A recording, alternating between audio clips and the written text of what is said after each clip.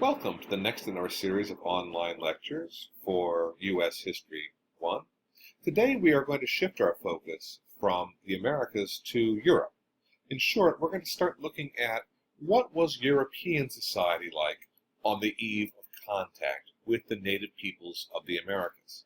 As I said last time, there are some key questions that you should be able to answer by the time you get to the end of this lecture. For example, what things characterized European society in 1492? I'm going to go through one or two of these things, make sure you are aware of what they are and why they're significant. How did trade provide Europeans with certain advantages over native peoples? And finally, what are virgin soil epidemics? Just like I told you last time, this is not an exhaustive list of things that you should take note of while you're listening to this lecture. Instead, it should at least guide you as to what things and what ideas are important by the time you get to the end of this, by the time you get to the last slide. So anyway, please take good notes over everything that I'm talking about here. If you have questions, once again, please bring them to class or email me or come see me, and we can talk further about them. But that said, let's get to it. To fully understand Europe's experience with Native Americans, we need to know a little bit about what Europe was like in 1492. Let's start with this map. It looks a little different from the map of Europe today. For one thing, England and Scotland are two completely different countries. France is much smaller than it is today, and Germany and Italy are completely missing from the map entirely. But the true significance of what makes European society in 1492 different from European society today has nothing to do with this map. Instead, it has to do with European culture. And in 1492, European culture was just beginning to emerge from the feudal system of the Middle Ages. Feudalism was both an economic and a social system that tied society together. It shaped everything in a European's life, and it is going to be fundamental in shaping how Europeans see the Americas. Let me explain feudalism as simply as possible. Feudalism was, at its heart, a system of hierarchy and obedience. In other words, feudalism assumed that certain classes of people were better than others. The assumption could be seen in many ways. For example, a nobleman would have to bow before a king. A farmer would have to take his hat off in the presence of a knight, and so on and so forth. It was also true that those at the bottom of the pyramid owed obedience, they owed labor, they owed respect, they owed taxes to those that were higher in the hierarchy, or in other words, higher on the pyramid. Finally, please take note of what lies at the top of the pyramid. Above the nobility and even the king sat the church as represented by the Pope. This showed the importance of religion in the European system. And it's also going to help us to understand why religion is going to be so important in the founding of European colonies in the Americas. Now, something else we need to understand about Europe in 1492 is that Europe and European societies were not isolated from the rest of the world like the Americas were. Europeans were connected to one another by land and by sea. They also were in contact with the Middle East, Africa, and China.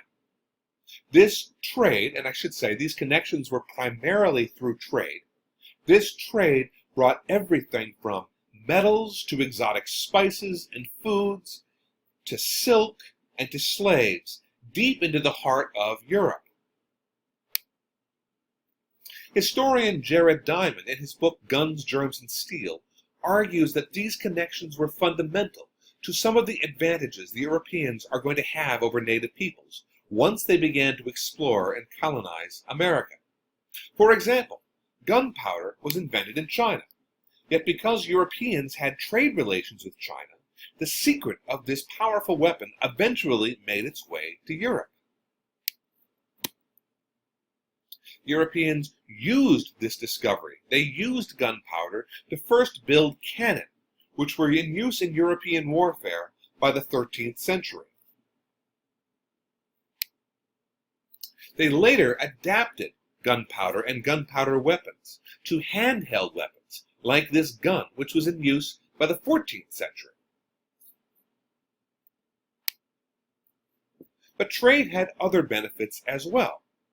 As I said in the previous lecture on the Americas, native peoples did not have large ships. They simply didn't have need for them. Europeans, on the other hand, because they were engaged in ocean trade, this led to the development of large ships that could make the voyage from one end of the world to the other and bring back lots of cargo. These large ships would later make it possible for Europeans to carry large amounts of supplies and colonists across the ocean to the Americas. Now, as I said, Native Americans didn't have this technology, mostly because they didn't have a need for it. Trade in the Americas was primarily overland or on rivers. Much smaller boats were suitable for this kind of a job. Finally, something else that accompanies trade is disease. Now, it's no accident that the Black Death, or the bubonic or pneumonic plague, which killed 1/4 of the population of Europe in just 4 years in the 14th century, began at a Genoese trading post in the Black East. In other words, trade was connected to the spread of disease. Now, of course, disease is a bad thing for Europeans, just as it is for anyone. However, being connected to diseases like the bubonic plague or the pneumonic plague, the Black Death, had its benefit for Europeans as well. Exposure to these diseases, such as Black Death, measles, smallpox, just to name a few, meant that Europeans were somewhat immune to these diseases. Native peoples, because they were cut off, they were isolated from the trade with Africa, the Middle East, and Asia. Because they were cut off from this trade, they had no exposure to these diseases. They had no built-in immunity to these diseases.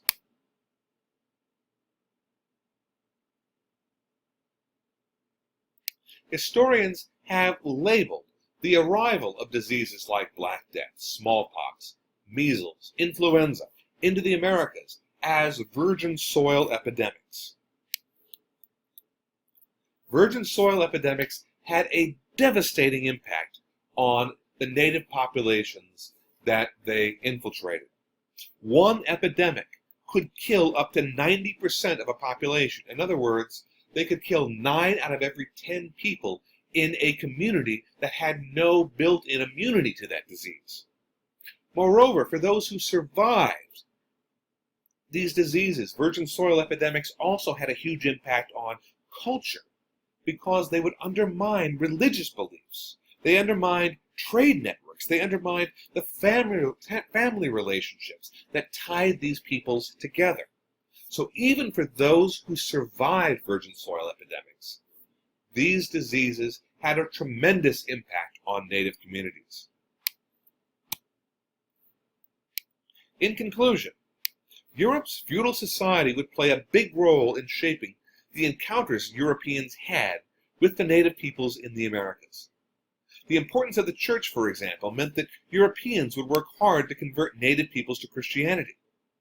Nor did they have any problem with enslaving native peoples or taking native lands, given that feudalism claimed that certain peoples simply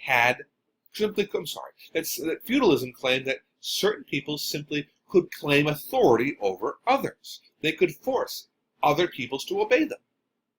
Finally, Europe's extensive Old World trade networks gave Europeans certain advantages over the native peoples that they would encounter. We're going to start looking at some of these encounters in our next lecture. Thank you very much, and once again, if you have any questions about this, please contact me either by email or by stopping by my office, or let's talk about these things in class.